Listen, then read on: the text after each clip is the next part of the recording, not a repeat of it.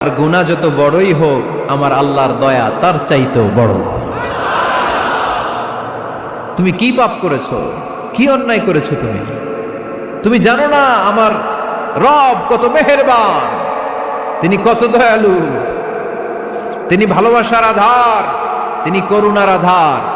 তোমার পাপ অন্যায় যদি হয় খালের পানির সমান, বিলের পানির সমান, আমার আল্লাহর দয়া সাগরের পানির সমান।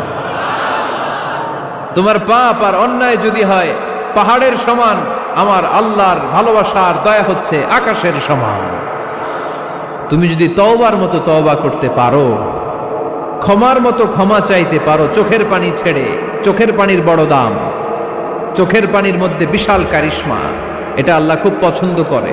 2 ফোঁটা পানি আল্লাহ পছন্দ করে। এক, জেহাদের ময়দানে শহীদের গা বেয়ে ঝরে পড়া রক্তের ফোঁটা। 2 হচ্ছে অনুতপ্ত বান্দার চোখের পানির ফোঁটা।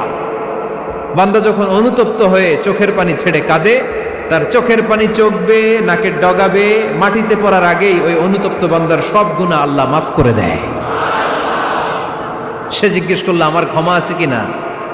আলেম বলে আছে, ক্ষমা আছে। তওবার মতো তওবা কর, তাওবাতান নাসুহা। তওবার মতো তওবা করলে আল্লাহ ঠিকই মাফ করবে। সে এতটাই অনুতপ্ত হলো, এতটাই সে আল্লাহর কাছে ক্ষমা চাইতে শুরু করলো। আলেম পরামর্শ দিল, তুমি যে এলাকায় থাকো এলাকাটা ভালো না, এলাকাটা ছাড়ো, এখানে সব ডাকাতদের এলাকা, তুমি একটা ভালো এলাকায় যাও, ওখানে যে তওবা করে ভালো মানুষ হয়ে যাও। সে নিয়ত করে কাপড় চোপড় গুছিয়ে ভালো এলাকায় যাবে। ঘর থেকে বেরোয়ার সাথে সাথেই মালাকুল মাউত চলে আসছে, তার রুহু কবজ করে ফেলছে। এখন রুহুকে নিয়ে যাবে। ফাজাআত মালাইকাতুর রাহমা ওয়া মালাইকাতুল আযাব। রহমতের ফেরেশতারাও আসছে, আযাবের ফেরেশতারাও আসছে।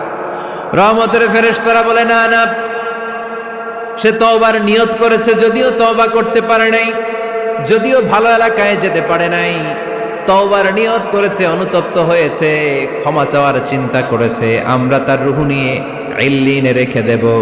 আযাবের ফেরেশতারা বলে না না, 99টা হত্যা করার পরে আরো একটা হত্যা করে সেঞ্চুরি করেছে, এখনো তো ভালোভাবে তওবা করতে পারে নাই, তার রুহুটা নিয়ে আমরা সিজ্জিনের ভেতরে ঢুকায় দেব। 2 দল ফেরেশতার মারামারি, এ বলে আমরা নিব, এ বলে আমরা নিব। ঝগড়া আছে না নাই?